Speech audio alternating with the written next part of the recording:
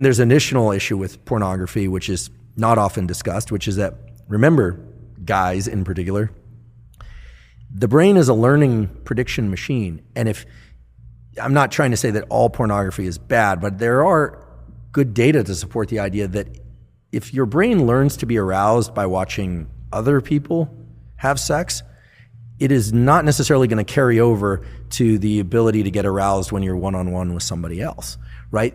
Especially young kids who are consuming a lot of pornography, the brain is learning sexual arousal to other people having sex. So you're going to program yourself into being a voyeur?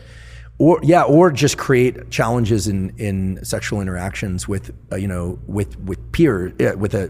real partner. Right? Mary Harrington has the 3 laws of pornodynamics, and the second law of pornodynamics is the law of FAP entropy. And it says that whatever you start out wanking to will get progressively more intense over time. And I think that this is sort of speaking to that ever sort of escalating amount of the wildness that you need to watch in order to get an ever decreasing stimulus that comes back. Yeah, and here I'm approaching this only through the lens of biology, right? I'm not a psychologist, and I'm certainly not political in any way. At least not. I have ideas about politics, but I just don't discuss them publicly. But the idea here is that I'm not saying pornography as a stimulus is bad or good. What I'm saying is it, in its availability and its extreme forms, it's a very potent stimulus, and very potent stimuli of any kind, extremely palatable food, extreme pornography, extreme experiences like bungee cord jumping, those set a threshold for dopamine release. And Anna will tell you that, and I'm sure she did, that the higher the dopamine peak, the bigger the drop afterwards. And it's not that you drop to baseline, you drop below baseline.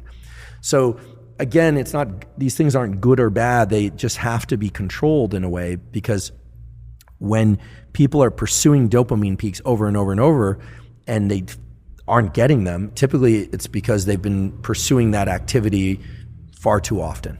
And you're saying perhaps take a break from that, and there may be an ability for yourself, your system to reset. Right. Yeah. Yeah, I mean, in theory, all the things that we're talking about with pornography could be superimposed onto food, or could be superimposed onto real sex, right? That one also has to be cautious there, right? But the cycling back and forth between dopamine and low dopamine states, dopamine fasting as it were, but maybe just low dopamine states, these are natural rhythms that exist in the nervous system. We have to remember what the dopaminergic system is there for.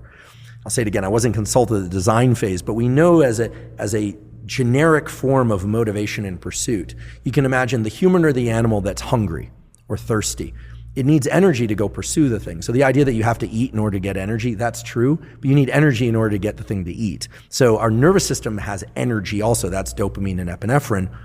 Yes, we use glucose and glycogen, et cetera, when we're pursuing things, but the idea here is you're pursuing something, and then either by smell or by sight, you think you're on the right track. So you go down that track, and then, there it is. You get some berries, or you get, let's get prehistoric about this, or you get to kill the prey and eat it, and then it gives you energy to continue this pursuit or to reproduce. I mean, there's a reason why humans and other animals seek out reproduction, is that every species, but certainly humans, have 2 innate desires built into them. Whether or not they decide to actualize this or not is the desire to protect young and make more of its own species. Every successful species does that.